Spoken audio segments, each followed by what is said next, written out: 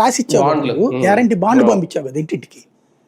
అదే guarantee bond కనుక ఎవడన్నా రిజిస్టర్ చేశాక అది కనుక జరగకపోతే ఏం చేస్తాం మనం? చీటింగ్ కేసు పెడతాం, అరెస్ట్ చేస్తాం, జైల్లో పెడతాం. మరి ఇక్కడ ప్రభుత్వాన్ని ఏం చేయలేం కదా మనం. కాబట్టి నైతికత అనేటటువంటి మాటలు మనం ఎక్కువ మాట్లాడుకోవడం, మేము మాట్లాడితే నైతికత, ఎదురోళ్ళకి నైతికత లేదనుకోవడం అనవసరం. రాజకీయాల్లో నైతికత చచ్చిపోయి చాలా. నిజంగా ఆ చట్టం తెస్తే దేశవ్యాప్తంగా అమలు అవుతుంది ఒకవేళ రీకాల్ అనే పద్ధతి. వీళ్ళేం తేలేరు, అది అవి అసలు చట్టం కాదండి, అదంతా ప్రొసీజరు. అయ్యి ఇప్పుడు ఏ శాసనసభ స్పీకరు ఆ ప్రభుత్వము వాళ్ళు తీసుకునే నిర్ణయాలు వేటికి అయ్యాయి.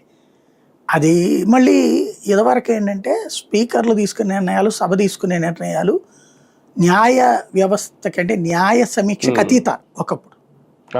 ఒకప్పుడు ఈ కొలీజియం సిస్టమ్ వచ్చాక అది తీసేశారు. న్యాయ వ్యవస్థ సమీక్షకు అతీతమైంది ఏది లేదు ప్రపంచంలో అంతే చెప్పారు.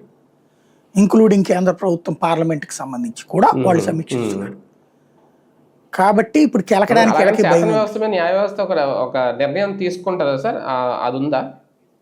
ఎందుకు తీసుకోదు? ఇప్పుడు మొన్న తెలంగాణలో స్పీకర్ విషయం వాళ్ళది ఎంతకీ తేల్చట్లేదు, ఆదేశాలు కూడా ఇవ్వగలదు. ఇప్పుడు కర్ణాటకలో ఇట్లాగా ఎమ్మెల్యేలు మారినప్పుడు నువ్వు ఖచ్చితంగా బలం నిరూపించుకో అని చెప్పింది.